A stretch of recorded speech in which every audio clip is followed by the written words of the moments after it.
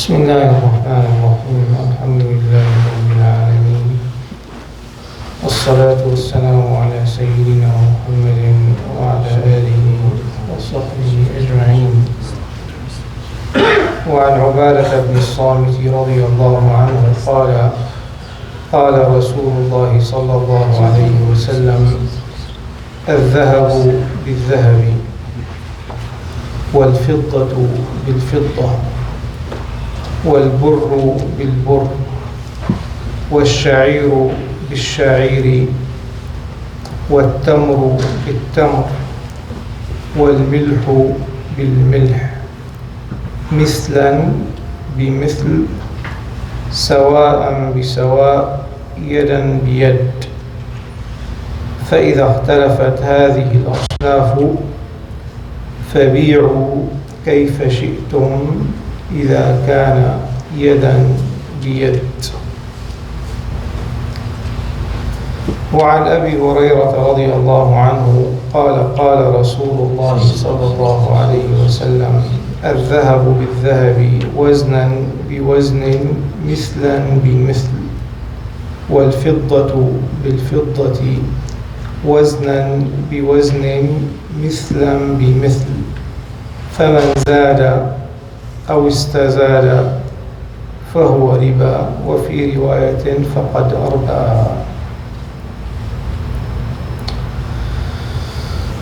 اللهم صل على سيدنا محمد. So we explained the hadith last time. What are the two conditions required for trading gold for gold or silver for silver? They have to be same weight, al-mumathala and what? At-taqabud. So al-mumathala wa at-taqabud. So they have to be equal quantity, weights in this example, and there has to be delivery right away. Give and take right away. So in this hadith, Ubadah ibn Samit radiyallahu anhu specifies, or the Prophet alayhi salatu wasalam specifies 6 commodities that when you trade with, they have to fulfill these 2 requirements, 2 conditions. Saying gold for gold, silver for silver, grain for grain, barley for barley, dates for dates, salt for salt.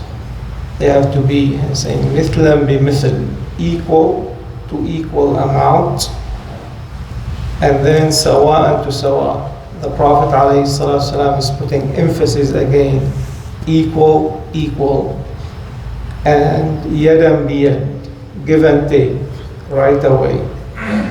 And then he sallallahu alayhi wa sallam said, فَإِذَا اخْتَلَفَتْ هَذِهِ الْأَصْنَافِ, when they're different, then you can do whatever you want in terms of amount or quantity if the delivery was at the same session, right?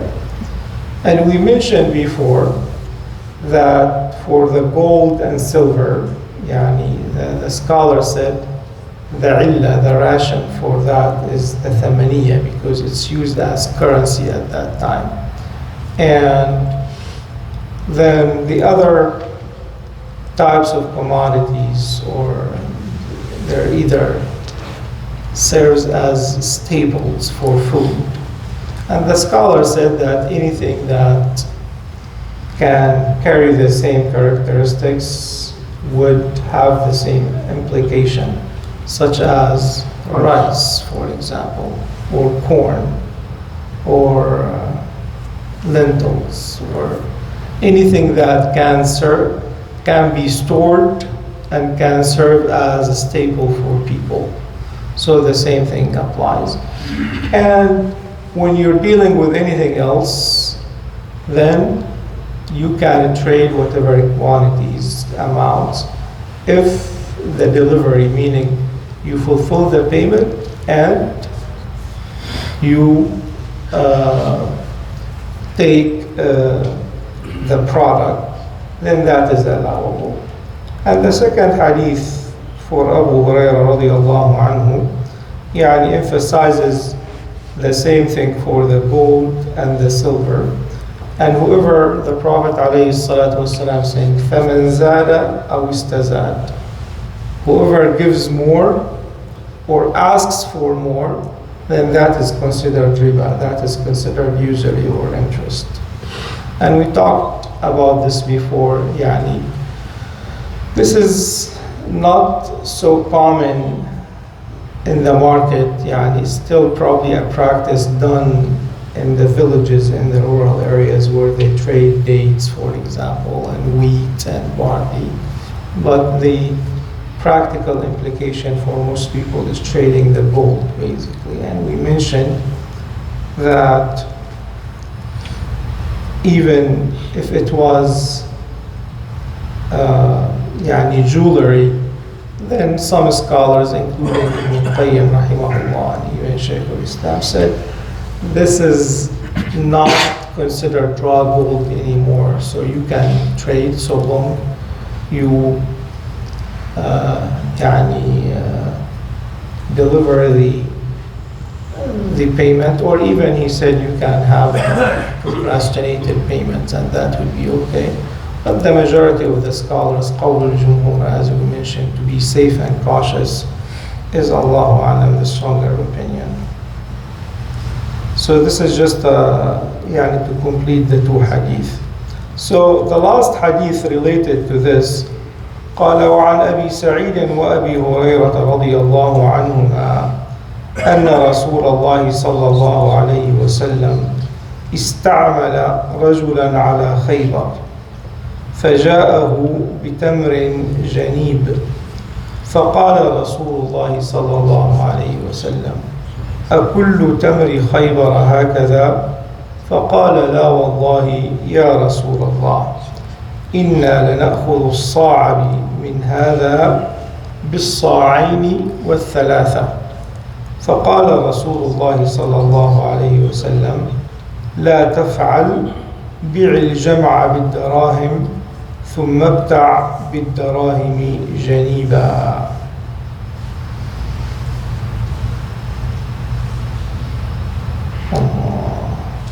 So this is the same hadith or the same concept emphasized in this hadith, in which Abu Hurairah and Abi Sa'id radiallahu anhu said the Prophet alayhi salatu wasalam used a person to collect the charity from Khaybar, or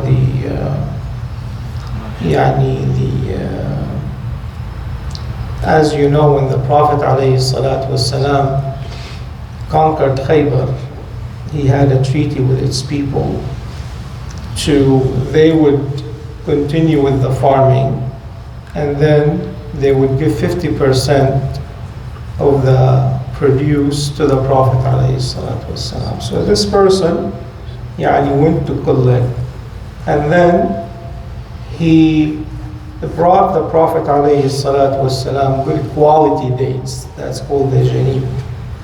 So the Prophet alayhi salatu wasalam said, is this all the dates of Khaybar? This is what they have?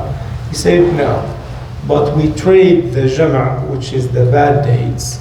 We give 2 or 3 for 1 of the janib. So trading, you give 3 bad, you get 1 good. So the Prophet ﷺ said, you cannot do that. So you can take the bad dates or the good dates, you sell it for a different commodity, and then you trade back in. So this is the solution for the other commodities, the 6, this is what they call al-a'yan al-sitta, the different products the Prophet ﷺ specified. So you can take it, you sell it for whatever commodity or currency in our current life. present time, and then you buy with it whatever you want. And this is an economic transformation, basically, where the Prophet ﷺ is trying to limit the exchange, the trading, and resort to currency, actually. So this is, economists say this is a practice from the Prophet ﷺ that was allowing stability in the market as opposed to keep trading with things. Everyone would bring dates and bid dates. There is not mobilization of the currency in the market. So the Prophet ﷺ was trying to relate to a different currency, basically. The dirham and the dinar, and that would allow more stability. I think these hadith are clear. We explained them last time adequately, and we'll continue tomorrow, inshallah. Sallallahu ala sayyidina Muhammadin wa ala alihi wa sahbihi. Doctor, when the dinar was gold, No, that was considered as gold, or was it considered as currency? it's considered gold. Gold. Yes. So how would somebody having gold as currency, he wants to buy gold as in jewelry? So where does the method come in? It has to be equal amount. Equal value. Equal value. No, equal weight. Equal weight. So, whether, in this hadith, Weigh the dinar? the dinar has a weight. Is that how they do it? They weigh the dinar? The dinar is what? 4.4 grams or 4.25 grams. Jazakallah. So 4 grams. So you exchange it for equivalent amount of gold, for equivalent weight. So now that the gold is now that the dollar is not doesn't represent gold anymore since the Right. 70s, so that means this doesn't apply. So I can, this Right. this gold guy who's selling gold can sell me the same stuff for $100. His neighbor can sell it to me for $150 because dollars are no more gold, right? Exactly. So لو اختلف الأصناف. الصرف اختلف. And the implication of that is that they didn't have currency in the concept that we have today. There is no, Right. there is nothing to represent. ما في دولار Okay, so the dollar, the currency that the Prophet was trying to use, something similar to the dollar, the currency that the Prophet was trying to I can't hear you, I'm sorry. use. Was the dollar something similar to what the Prophet is trying to use? Yes, The dollar that we use today? that's the concept, basically, using the currency of the time. So how about I asked you maybe this before, how about cryptocurrency? We mentioned this is still being researched, it appears that it is not allowable, Allahu A'lam, because it does not have a fixed value. There is no value for cryptocurrency. The cryptocurrency is based on basically supply and demand and speculation, but there is no tangible asset to it, and it's not controllable, right? Who regulates it? Who guarantees it? No one does, right? I mean, some unknown person, and this is why there is so much fluctuation in its value. So Allahu A'lam, the stronger opinion as of now, that it is not allowable. Now, what many governments are trying to do, produce a cryptocurrency, but to represent the actual currency. Does that make sense? Just like you have a credit card, it will be traded in a cryptocurrency, that is allowable. This is what Turkey is trying to do, China is trying to do, many countries. Eventually, that's going to be the form of trade. But when you're talking about Bitcoin and Ethereum and all that stuff, it has no value truly. How about the Egyptian pound? The Egyptian pound is fluctuating. That's called, that's inflation and bad economy. That's a different story. Yeah. Actually, currency is what people agree on, right? Right. I mean, a banana republic can say that in this banana republic, banana is going to be our currency, so it becomes the currency, right? Right. And it's what people decide what currency is. Whether it becomes global or not, it doesn't. It's Right. a different story. I'm not an economist, so Yeah, but I mean, when you go to this country, that's their currency. Right. You can say it's a good currency or it's a bad currency. Right. You're going to buy and sell using that. but the concept between عم يحكوا عن الكريبتو كرنسي يا مولانا عن شو الكريبتو كرنسي؟ عملات مشفرة. العملات المشفرة يعني والبيتكوين والهذا.